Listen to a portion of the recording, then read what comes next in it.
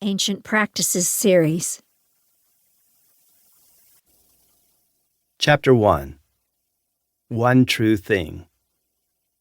Tell them what you have seen and heard. Jesus of Nazareth. We believe that the divine presence is everywhere, but beyond the least doubt we should believe this to be especially true when we celebrate the divine office. The Rule of St. Benedict. I think it would be well and proper and obedient and pure to grasp your one necessity and not let it go, to dangle from it limp wherever it takes you. Then, even death, where you are going, no matter how you live, cannot you part. Annie Dillard. I have a friend named Betty who lives in Alabama. I pray for Betty by name a lot of days, not because I think that she needs my prayers, but because I want to be sure God remembers that I am a friend of Betty's. A priest told me once that he did not think God had favorites, but he told me with a twinkle in his eye, he is pretty sure God has special friends. If that is true, then Betty may well be one of them.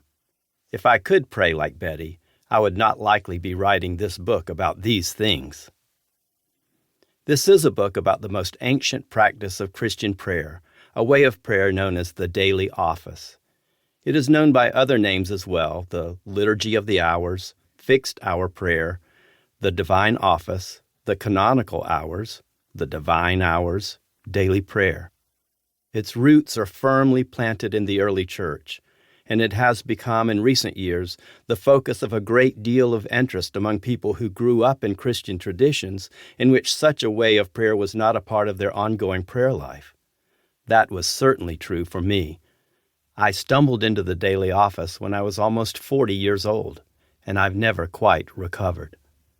I spent 2 years as part of a community of 65 people known as the Academy for Spiritual Formation. Our academy met for a week each quarter. We spent our days learning about the history and traditions of Christian prayer and how to transpose some of that wisdom and practice into the busy and noisy lives of us modern folks. I finished the academy some 15 years ago now. The world of prayer and contemplation to which the academy introduced me still draws me deeply, and I'm still fooling with all of this, still convinced that there are deep truths buried here if I can just be smart enough or patient enough or devout enough to dig them out. I am not much holier than I was before I began, but I am still trying nonetheless. During those weeks in the academy, each day would begin before breakfast with morning prayer at 7. We would say Vespers together and take Holy Communion together as the sun was going down and dinner was being prepared.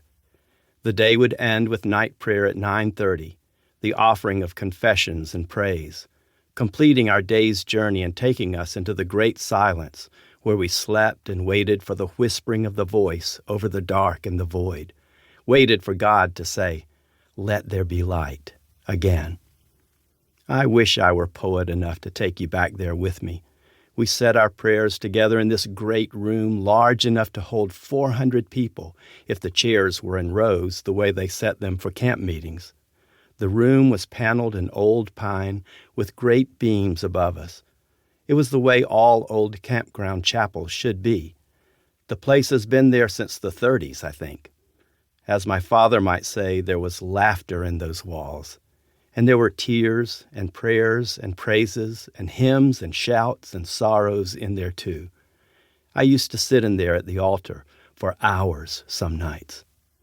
For the academy, the chairs were arranged in a circle of 2 rows, with an opening at one end for the procession of the candle or the gifts for the table.